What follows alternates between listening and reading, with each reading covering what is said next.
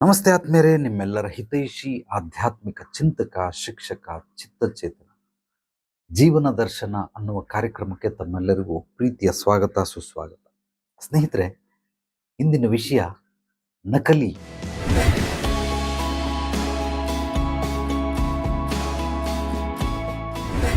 ಇಂದಿನ ವಿಷಯ ನಕಲಿ. ನಕಲಿ ಅಂದರೆ ರಿಪ್ಲಿಕಾ ಅಥವಾ ರೀಪ್ರೊಡಕ್ಷನ್. ಸೊ ಮರುಕೃತಿ, ಪ್ರತಿಕೃತಿ ಅಂತ ಕರೀತಾರೆ. ಸೊ ಇದು ಕಲೆಗಳಾಗಬಹುದು, ಶಿಲ್ಪಗಳಾಗಬಹುದು, ಅಥವಾ ಮಾತುಗಳಾಗ್ಬೋದು, ನಮ್ಮ ನಡೆನುಡಿ ಆಗ್ಬೋದು, ವ್ಯಾಪಾರ ವ್ಯವಹಾರ ಆಗ್ಬೋದು. ಇದೆಲ್ಲವೂ ಕೂಡ ಸಾಕಷ್ಟು ಜನ ಕಾಪಿ ಮಾಡ್ತಾನೆ ಅಂತ ನೀವು ಹೇಳಿರ್ತೀರ.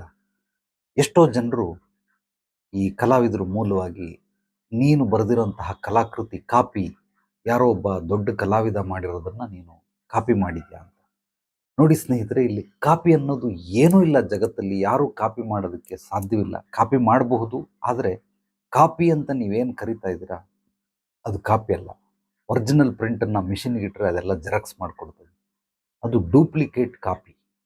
ಒರಿಜಿನಲ್ ಹಾಗೆ ಇರುತ್ತೆ, ಡೂಪ್ಲಿಕೇಟ್ ಅದನ್ನು ಕೆಲವರು ಕಲಾವಿದರು ರೀಪ್ರೊಡಕ್ಷನ್ ಅಂತ ಮಾಡ್ತಾರೆ. ಬಟ್ ಕೆಲವರು ಏನೋ ಒಂದು ಬಿಸ್ನೆಸ್ಸನ್ನು ಶುರು ಮಾಡ್ತಾರೆ, ಯಾವುದೋ ಒಂದು ಹಾಡನ್ನು ಹಾಡ್ತಾರೆ, ಇದನ್ನು ಕಾಪಿ ಮಾಡಿದ್ಯಾ ಅಂತಾರೆ. ಇಲ್ಲಿ ಕಾಪಿ ಅನ್ನೋದು ಏನೂ ಇಲ್ಲ. ಯಾಕೆಂದರೆ ನಾನು ಕನ್ನಡ ಮಾತಾಡ್ತಾ ಇದ್ದೀನಿ. ನನಗಿಂತ ಮುಂಚೆ ಎಷ್ಟೋ ಜನ ನಮ್ಮ ಹಿರಿಯರು, ಪೂರ್ವಜರು ಕನ್ನಡವನ್ನು ಮಾತಾಡಿಬಿಟ್ಟಿದ್ದಾರೆ. ಆ ಭಾಷೆಯನ್ನು ನಾನು ಮಾತಾಡಿದ್ದೀನಿ. ಈಗ ಅದು ಕಾಪಿ ಆಯಿತು. ನಾನು ಕನ್ನಡ ಮಾತಾಡಬಾರದು. ಒಬ್ಬೊಬ್ಬ ವ್ಯಕ್ತಿ ಒಂದೊಂದು ಭಾಷೆಗಳನ್ನು ನಿರ್ಮಾಣ ಮಾಡ್ಕೊಂಡು ಹೋಗ್ಬೇಕು. ಹಾಗಂದರೆ ಕಾಪಿ. ಒರಿಜಿನಲ್ಲೇ ಎಲ್ಲರೂ ಮಾತಾಡಬೇಕು ಅಂದರೆ ಖಂಡಿತವಾಗ್ಲೂ ಕನ್ನಡ ಆಲ್ರೆಡಿ ಮಾತಾಡ್ಬಿಟ್ಬಿಟ್ಟಿದ್ದಾರೆ, ನಾನು ಮಾತಾಡ್ತಾ ಇದ್ದೀನಿ, ಅದು ಕಾಪಿ ಆಗುತ್ತೆ. ಕಾಪಿ ಅನ್ನೋದ್ರ ಅರ್ಥ ಅದಲ್ಲ.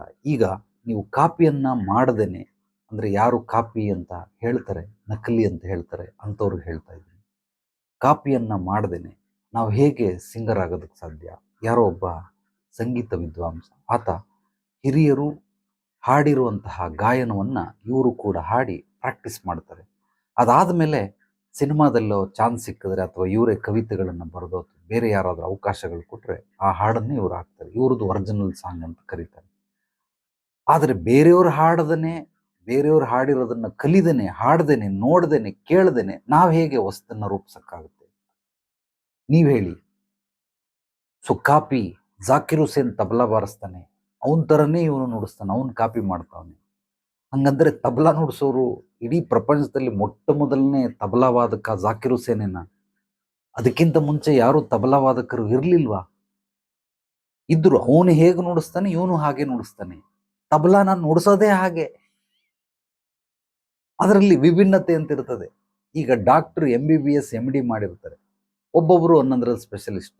ಈಗ MBBS MD ಮಾಡಿರೋ ಡಾಕ್ಟರ್ಗಳೇ ತಗೊಳ್ಳಿ, ನಮ್ಮ ಮನೆ ಸುತ್ತಮುತ್ತ ಇರೋ ಕ್ಲಿನಿಕಲ್ಲಿ ಇರುವಂತಹ ಡಾಕ್ಟರ್ಗಳೇ ತಗೊಳ್ಳಿ, ಎಲ್ಲರೂ ಕೂಡ ಒಂದೇ ಯೂನಿವರ್ಸಿಟಿಲಿ ಓದಿರ್ತಾರೆ.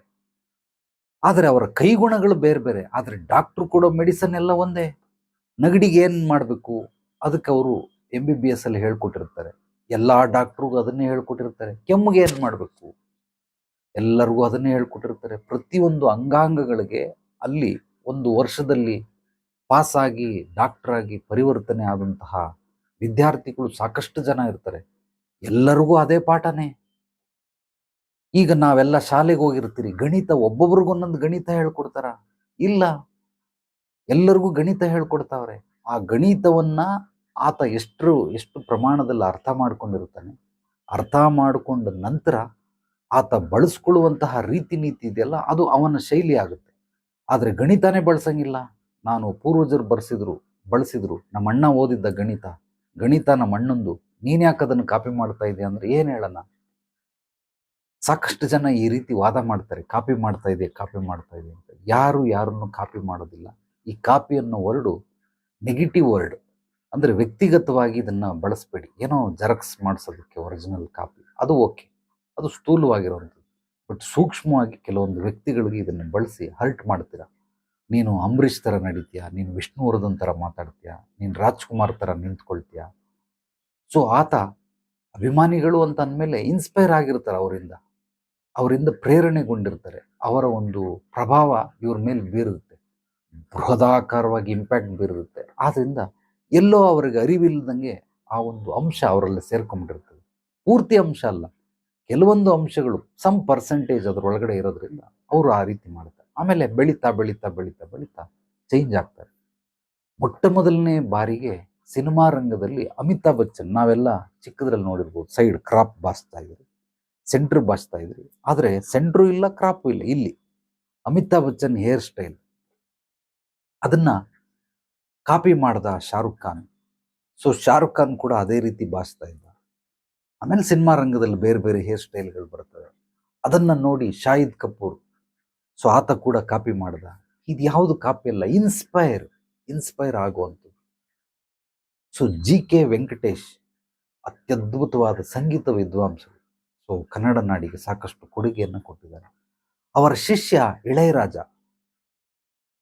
ಸೊ ಕಾಪಿ ಮಾಡ್ದ ಅಂತ ಅನ್ಕೊಳ್ಳೋದನ್ನ ನಾವು ಈ ರೀತಿ ನೆಗೆಟಿವ್ ವರ್ಡ್ ಬಳಸೋದನ್ನ, ಸೊ ಅವರಿಂದ ಪ್ರೇರಣೆಗೊಂಡ್ರು, ಅವರ ಪ್ರಭಾವ ಇವ್ರ ಮೇಲೆ ಹೆಚ್ಚಾಗಿ ಬೀರಿದೆ. ಆದ್ರಿಂದ ಆ ಒಂದು ಸಂಗೀತದ ಲಯ ಈ ರೀತಿ ಬರ್ತದೆ.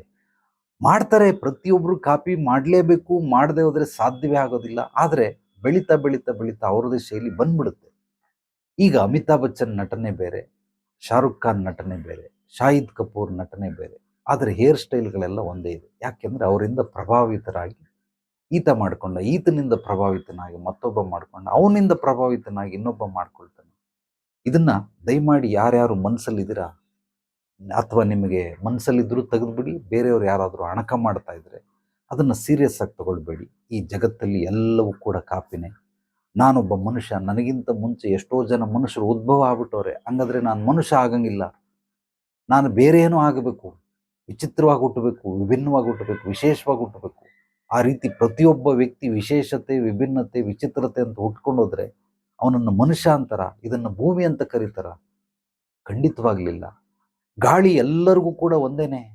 ಪ್ರಾಣಿಗೆ ಬೇರೆ ಗಾಳಿ, ಪಕ್ಷಿಗಳಿಗೆ ಬೇರೆ ಗಾಳಿ, ಮನುಷ್ಯನಿಗೆ ಬೇರೆ ಗಾಳಿ.